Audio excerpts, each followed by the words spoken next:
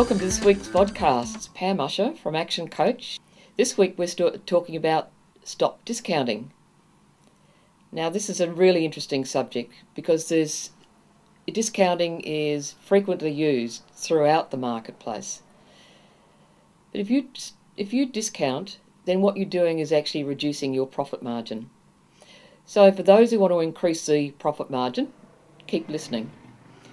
I'll give you an example of how detrimental discounting is, particularly to your profit margin. Let's say your gross margin is 20% and you discount selling cost by 10%. Let's say an item costs $80 and you sell it for $100, and so that's a $20 profit.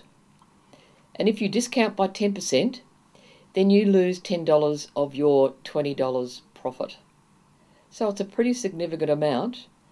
The more hours you sell, the more widgets you sell, the more you're actually losing, and it goes directly off your bottom line. So how do you stop discounting? Because the reason why people want discounting is to try and get more customers in, so more transactions.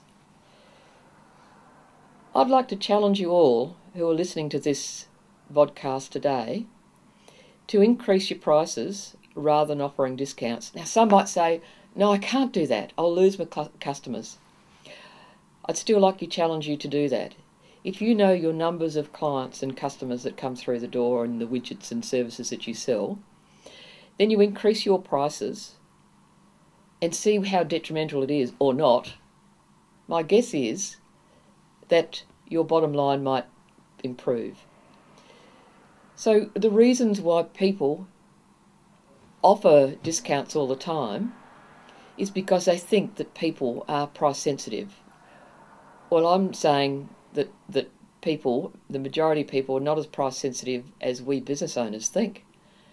So there's a challenge for you. Now there is the only good discounting is, for example, if there's a large item and your customer pays up front. So the advantage is you then get that money in the bank sooner rather than later, and therefore you can get more interest on it. So it's a great advantage to you financially, and so that's a good reason to discount. But other discounts you need to stop. People think I've said that people think they have to offer discounts, but let me give you a challenge here. If you give quality services, if you know what your unique selling proposition is, why you're better than others, and your product is better than others, then you should offer the premium price. So it's actually reversing that mindset of discounting to get more people through the door. So how are you going to implement it in your workplace, into your company? Look at your targets of what you want to target in the way of number of transactions, number of sales. Train your team, provide them with checklists, and better still, get them to develop their own checklists and scripts, and to make sure that they know how to give away value, to sell the value of the product and services that are being offered, so that that all of your stock are presented to the customers in a way that the customers can see the great value which relates to the higher price. So I encourage you to stop discounting, except for that one proviso that I mentioned earlier, and to make great profits. So keep building your business and have a great day.